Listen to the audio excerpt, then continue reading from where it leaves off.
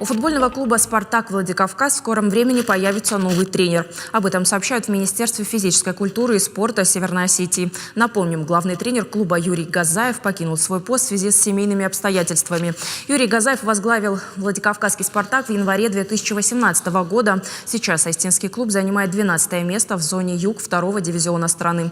Ситуацию прокомментировал министр профильного ведомства Владимир Габулов. Юрий Фарзонович принял решение покинуть клуб. Мы же со своей стороны, безусловно, благодарны ему.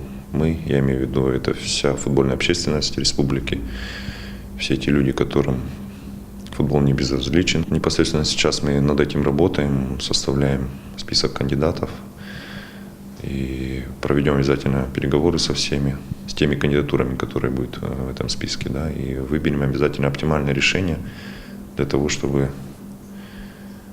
наша команда побеждала, для того, чтобы показывала зрелищную игру.